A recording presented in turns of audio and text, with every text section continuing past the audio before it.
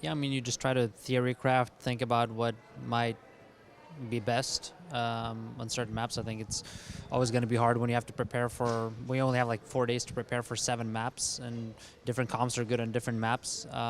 So I think first couple of days are a lot of experimentation. You run into different things. You try to evaluate what's best, what suits your team the best, what might be sort of the quote unquote meta picks.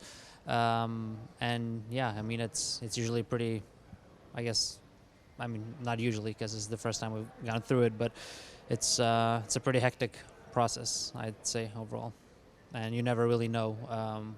You have to be willing to make changes on the fly. I think. Also talking with other teams, it seems to be a similar approach for other teams, where the teams just change things on the fly. The first thing that a lot of people have said that's definitely important is the bans be synced up from what is in rank to what is in pro play. That's something that a lot of people have said. I think any pro player will give you the same answer. It's important for pro players to be able to practice the heroes that are banned, around the heroes that are banned in the pro play in ranked that week. You might have a meta where, say, I am practicing Winston in competitive, but then in ranked, Winston is banned, and suddenly I can't practice efficiently. So that's really important. It seems like there's like not enough heroes for there to be so many bans. I think maybe instead of having 2 DPS banned, maybe only 1. But otherwise, I think everything else that we said, the longer periods for bans will make everything less hectic and settle on a meta. And it'll be a lot easier to like actually practice and be the best at what comp you're trying to run.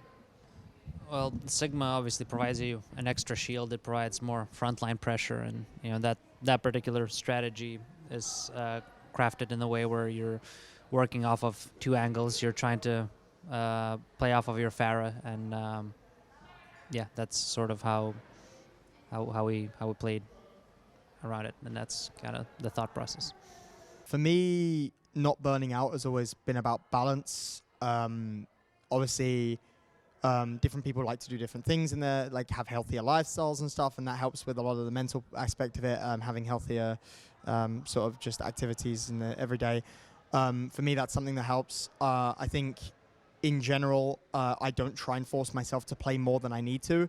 A lot of players can mindlessly grind ranked outside of their scheduled practice hours, and just use that as a tool to improve. For me, there's a limit. I try and play as much as I can, but then at the point where I get frustrated or I can't anymore, I'll always stop. I don't want to push myself further than that. It's very mentally draining if you do so.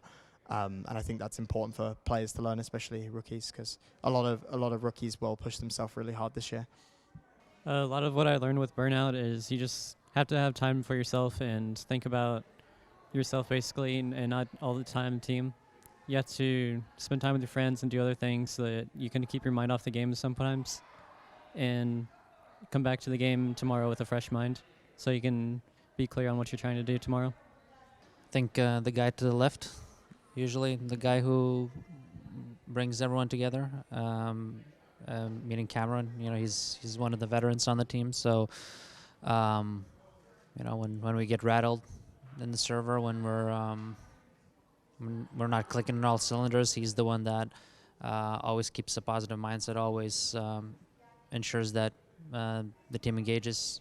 He never gives up, and those are some of the most admirable qualities I think you can hope for to have in a player.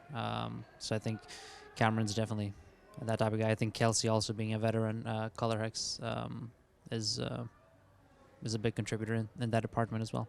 We always look how to grow our roster and add players. I think depth is very important. In a season like this, when, as you mentioned, there's a lot of burnout, there's a lot of stress, and we only had 2 supports to start the year, so we're always looking to add depth. I think what Kobe or Halo adds is a calm presence. He's, I think, very mechanically skilled. I think he hasn't been in the Overwatch League, but he's been around the scene for quite a while. And yeah, those are all qualities that we really liked when we scouted him.